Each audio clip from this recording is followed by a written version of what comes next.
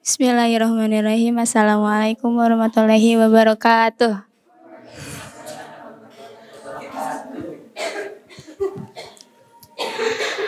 Alhamdulillahirabbil alamin wa bihi nasta'inu ala umuri dunya waddin wa sallallahu ala sayyidina Muhammadin wa ala alihi wa sahbihi ajmain. Amma ba'du.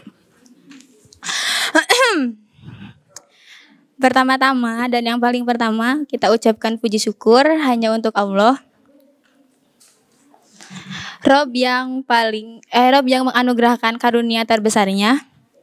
Salawat serta salam tak lupa kita curahkan kepada kekasih Allah, panutan kita dari sebelum kita lahir sampai kita mati, yakni Nabi Muhammad SAW. Oke. Duduknya di sini, saya mau berbagi kata nah. Part 1. Nah. Enak lagi suara nak.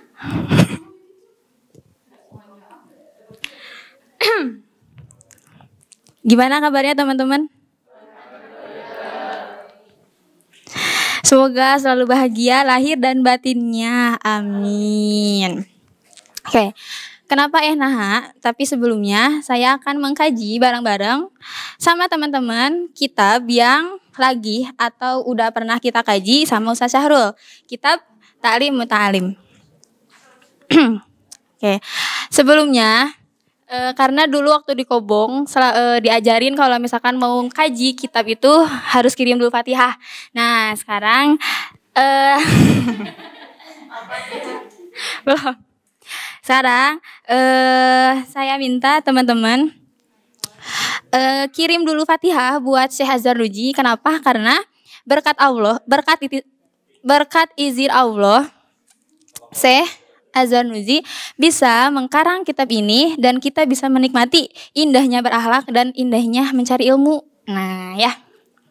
Tar.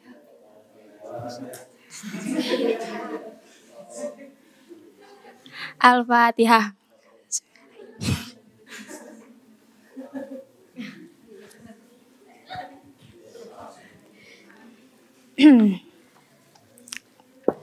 Oke. Di salah satu bab dalam kitab Ta'lim ini ada bab tentang takzim kepada ahli ilmu dan ilmu. Nah, untuk kultum saat ini saya akan mengkaji tentang akhlak kepada ahli ilmu dulu. Kenapa? Karena bisi panjang teuing kayak kaburu malam kabehna mau kaburu. Nah, jadi yang ahli ilmunya dulu.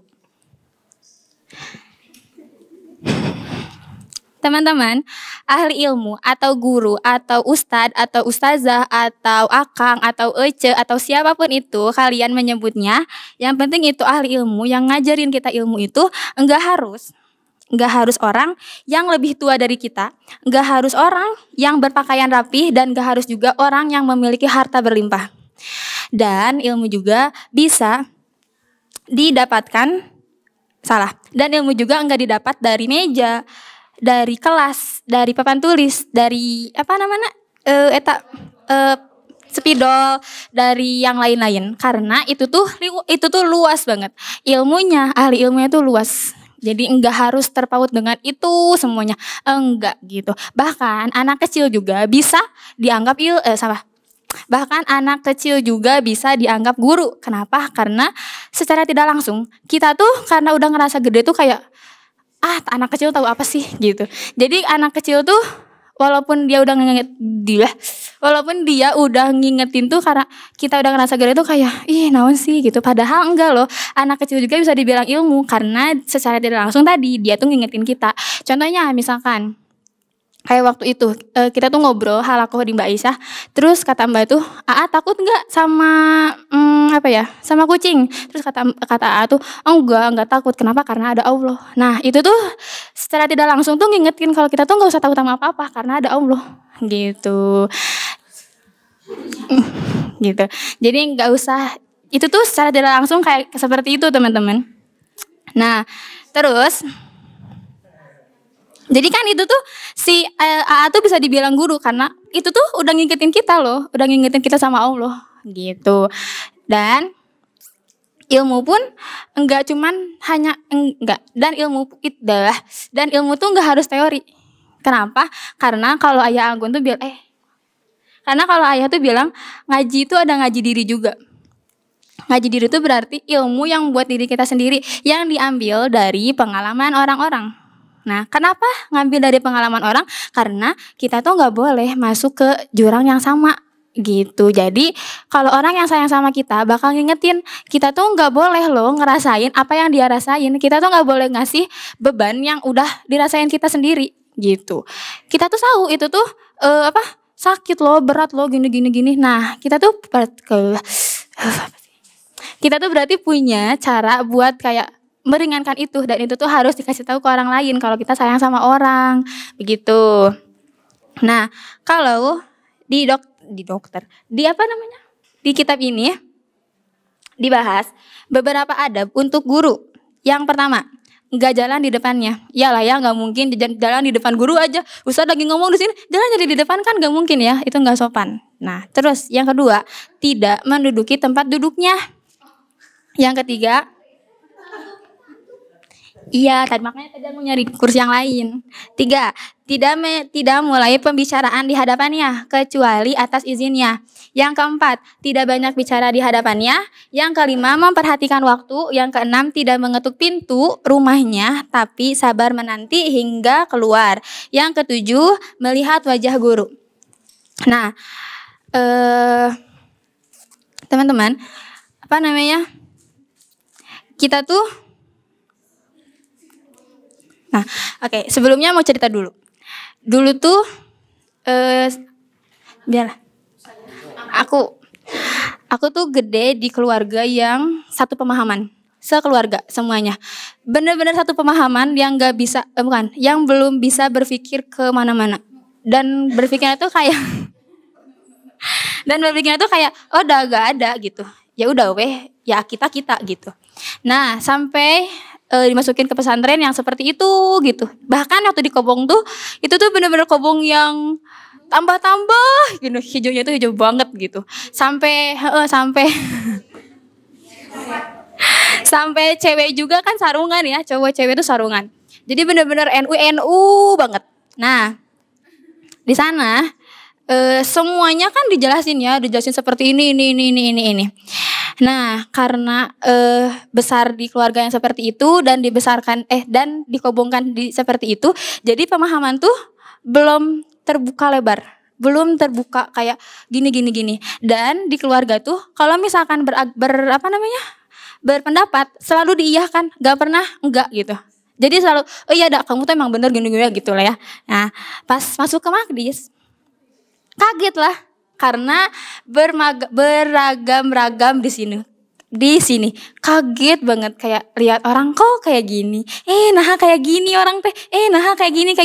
Dari situ tuh kayak jadi makanya dibilang tuh kayak apa sih si Anggun tuh komen terus gitu, padahal tuh kayak ini tuh baru banget pengalaman yang bener-bener lihat orang seperti ini, lihat yang ormasnya seperti ini, itu tuh bener-bener baru semuanya.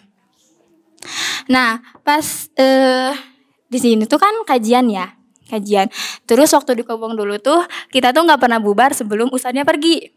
Nah, boro-boro bubar. Kenapa kita nggak bubar? Yang pertama karena kan di ini dijelaskan ya. Terus yang kedua kita tuh ngincer minum bekas ustadz. Iya, karena itu tuh berkahnya loh. Di situ tuh berkahnya. Nah, mungkin yang satu ini kita tahu ya. Gitu. Kita tuh bukan cuma ngincer berkahnya, tapi ngincer minum bekas ustadznya karena itu berkahnya tuh di situ gitu. Berkah pisan tuh. Jadi beneran berkah banget. Jadi kita tuh selalu berebutan antara laki-laki sama perempuan tuh selalu berebutan minum bekas ustadz, dan ustadz itu tuh nggak pernah bawa sengaja pulang karena tahu keberkahan itu tuh buat santrinya gitu. Nah, jadi pas kesini tuh kaget, kan ustadznya belum pergi, kok udah pada bubar, kenapa gitu, kaget beneran, ini teh kayak gini gitu. Oh gitu, udah ya. Terus yang kedua kan setoran. Terus kalau dulu tuh di Kobong tuh kan Sorogan ya, sama setoran juga. Sorogan itu tuh namanya Sorogan. Karena Sunda jadi Sorogan begitu.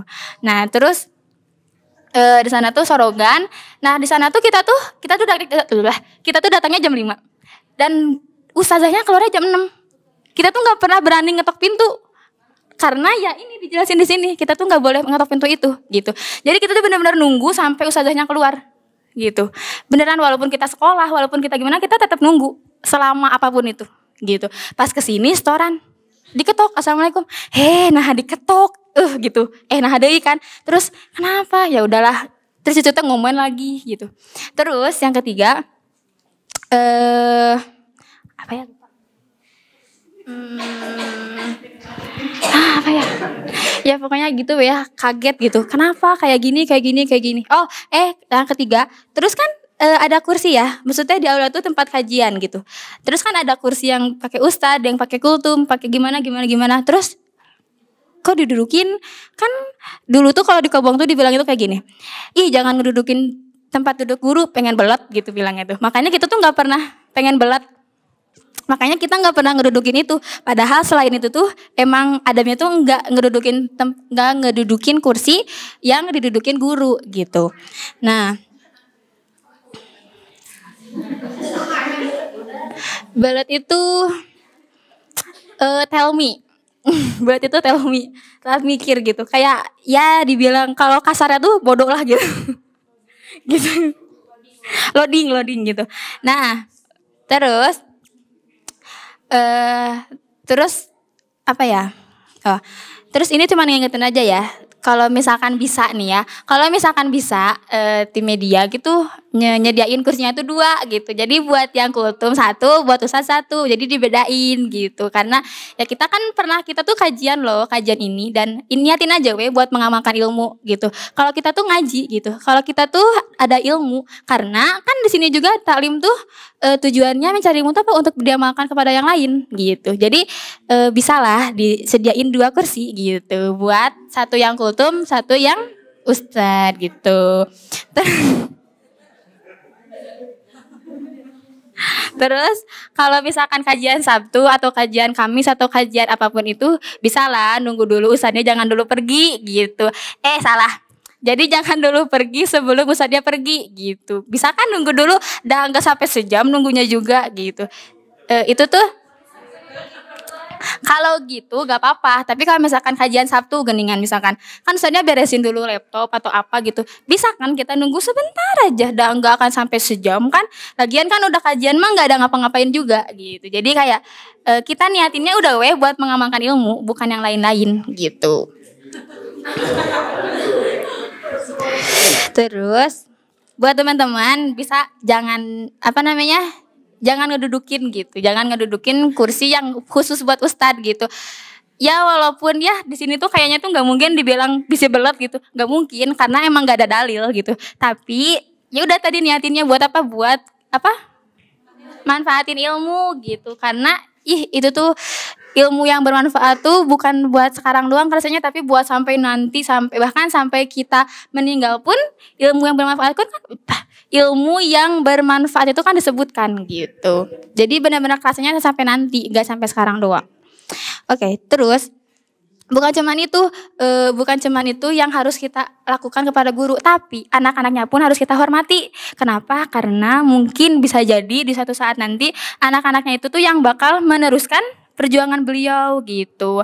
Nah, kalau di Talimin itu dijelaskan, diceritain tuh, ada salah seorang imam senior di Bukhoro ikut duduk dalam suatu majelis, dan kadang-kadang ia berdiri di tengah-tengah pelajaran. Maka orang-orang pun menanyakan hal itu, kenapa berdiri gitu. Terus dia jawab, sesungguhnya putra guruku sedang bermain bersama anak-anak di jalan, dan kadang-kadang ia datang ke pintu masjid. Apabila aku melihatnya, maka aku berdiri sebagai penghormatan untuk guruku gitu. Jadi karena kita tuh di sini kan nggak mungkin ya, misalkan kadang-kadang berdiri nggak mungkin. Jadi dengan cara kita ngasuh, dengan cara kita ngasih makan, dengan cara kita ngasih jajan, niatin aja buat manfaatin ilmu gitu, karena itu juga bisa gitu. Nggak cuman seperti itu gitu. Karena kan kalau adab tuh tiap-tiap daerah beda-beda ya gitu. Jadi kalau misalkan itu baik, ya udah lakuin aja, kenapa enggak gitu. Terus Terus di sini juga dijelasin, di sini dijelasin Al-Qadi Imam Fahruddin Al-Arsabandi, ketua para imam di Maru, Sultan pun sangat menghormatinya dengan penghormatan setinggi-tingginya. Ia pernah berkata, sesungguhnya aku mendapatkan kedudukan ini dengan melayani guru. Dulu aku menyiapkan makanannya dan tidak memakan darinya sedikit pun. Nah, dulu waktu di Kobong, cerita yang viral itu gini. Ada satu santri di sana tuh, dia tuh mungkin ini yang pernah pesantren di NU juga bakal tahu. Nah, dia tuh mau ngaji tapi enggak ngaji. Selama dia ngaji tuh dia nggak pernah ngaji, nggak pernah ikut pengajian gitu, nggak pernah ikut kajian. Kenapa? Karena dia selalu melayani gurunya. Entah itu ngasih makan kambing lah, entah itu ngasih makan sapi, entah itu ngeiniin sawah, apalah. Pokoknya tuh melayani guru selama dia diam di pesantren, nggak pernah ikut kajian. Sampai suatu saat waktu orang tuanya jemput dia, terus minta dia pulang. Anaknya kaget lah, ya Allah, ini di pesantren selama ini nggak pernah ikut kajian, boro-boro ikut kajian, buka buku aja dia nggak pernah. Kenapa? Karena dia selalu udah melayani guru. Tapi dia udah ikhlas ridho. Nah, pas dia pulang, dia kan udah ditunggu sama masyarakat ya, karena di kampung gitu, udah ditunggu sama masyarakat. Pas dia di depan masyarakat, ya Allah, dia nggak tahu mau ngomong apa. Terus dia Bismillah aja, Bismillahirrahmanirrahim, dia buka kitab. Alhamdulillahnya berkat Allah dia bisa jadi ulama besar gitu. Ya gak tahu siapa ya, gak disebutin, cuman itu cerita yang viral waktu di Kobong. Dan itu tuh jadi motivasi kita waktu sampai sekarang buat saya pribadi untuk layani guru, karena ridho guru tuh sangat besar banget teman-teman. Dan terus ada cerita juga yang orang berilmu, dia tuh pinter pisan. Pokoknya tuh pakai pisan. Pokoknya tuh kan di Kobong tuh kalau misalkan ngasih nambah talaran tuh nggak pernah baca, tapi dituntut, misalkan baca dulu A, dia ikutin A, dia gurunya bilang B, anaknya bilang B. Nah jadi dituntut kayak gitu kan. Nah dia tuh karena saking pinternya, dia tuh udah sekali dikit langsung lancar sonanya lancar. Nah suatu saat guru tuh bilang, minta tolong ambilin minum, haus. Terus dia bilangnya kayak gini, aduh punten, aku disuruh kesini bukan buat disuruh-suruh, tapi mau mencari ilmu. Di situ sakit hati banget guru. Dan dari situ gugur semua ilmunya. Kenapa? Karena sakit hati guru. Jadi jangan sampai kita nyakit hati. Jadi kita jangan sampai nyakitin hati guru, karena sedahsyat itu sakit hatinya seorang guru gitu. Nah, di sini kan tadi jelasin, dia tuh bisa jadi sultan tuh kenapa? Karena dia melayani guru gitu. Terus di sini nih ya relate-nya, teman-teman selalu dipanggil Umi, selalu disuruh ke pasar, disuruh belanja, bikin bakso, dipanggil Bu Emil buat bikin apapun itu, terus motongin daging, dipanggil Mbak Aisyah, dipanggil Mbak Dinti, dipanggil semuanya. Itu tuh udah jangan ngegerutu dalam hati, ya Allah belum ziyadah, ya Allah belum murojaah, ya Allah belum ini. Gak usah teman-teman, Bismillah aja. Siapa tahu dari waktu yang kalian pakai untuk guru, Allah ganti dengan waktu yang bermanfaat. Mungkin 1 menit bisa dapat berapa halaman, mungkin kan nggak tahu ya gitu. Kan itu nggak tahu gitu. Jadi Bismillah aja ya teman-teman. Ridoin aja apapun itu untuk guru, jangan sampai kita ngegerutu dalam hati gitu. Terus pokoknya kita tuh harus benar-benar menjaga hati guru, karena marahnya takut bukan untuk saat ini, tapi bisa jadi untuk saat yang akan datang. Nih, dari taklimnya dibilang, jika seorang guru tersakiti oleh muridnya, maka murid terhalang mendapatkan keberkahan ilmu dan ia tidak dapat mengambil manfaat dari ilmu itu kecuali hanya sedikit. Kan takut banget. Jadi benar-benar kalau misalkan orang guru butuh, siapapun itu, bukan cuman guru, iyahin aja. Mungkin dari situ kan Allah bantu kita gitu, karena kebaikan kita. Terus seorang penuntut ilmu harus mencari ridho gurunya, menjauhi kemurkaannya, melaksanakan perintahnya selama bukan maksiat, karena tidak ada ketaatan kepada makhluk dalam rangka bermaksiat kepada Al-Khaliq. Hal tersebut selaras dengan sabda Nabi SAW, Inna asyaron nas man yuzhibu dinahu li dunya ghairi wa bimasyiatil khaliq. Sesungguhnya seburuk-buruk manusia adalah yang membuang agamanya demi mengincar dunia orang lain dan dengan bermaksiat kepada Sang Pencipta. Gitu. Jadi semoga bermanfaat teman-teman. Semoga bermanfaat. Niatinnya buat kalau misalkan belum bisa ridho beneran kayak gitu tuh, niatinnya buat mengamalkan ilmu. Karena indahnya nikmat ilmu tuh, karena nikmatnya gimana ya? Karena indahnya manfaat ilmu tuh sangat kerasa gitu. Terus buat muhajirin khususnya, umumnya buat yang lainnya, barokallah fikum ya Allah. Enggak. Teman-teman, meski pahit nikmatilah, meski berat ikhlaskanlah. Sebab kita nggak pernah tahu takdir yang hari ini kita anggap sebagai air mata, ternyata kelak menjadi syukur paling bahagia. Dan terima kasih telah melangkah sejauh ini. Jangan ada kata henti sebelum surga bisa kita masuki. Berjumpa Rasulullah Shallallahu Alaihi Wasallam, menatap wajah Allah Subhanahu Wa Taala. Amin. Semangat terus teman-teman semuanya. Barakallahu fikum. Lebih besar buat kalian semua. Jazakumullah khairan kasiran. Semangat baru untuk hari esok. Ziyadah baru, semangat baru, surat pokoknya semuanya baru. Mata baru ya, semuanya baru. Pokoknya semangat. Jazakumullah khairan kasiran. Oh, yang besok pembinaan, semangat ya, semoga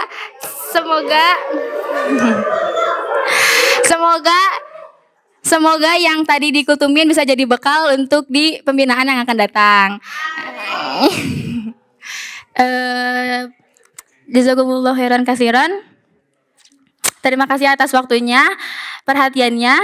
Ditutup dengan doa, Allahumma khairam mimma yadhunnun wa la tu'akhidna bima yaqulun waghfir lana ma la ya'lamun. Rabbana atina fid dunya hasanah wa fil akhirati hasanah wa qina adzabannar. Mohon maaf atas segala kesalahan. Wassalamualaikum warahmatullahi wabarakatuh.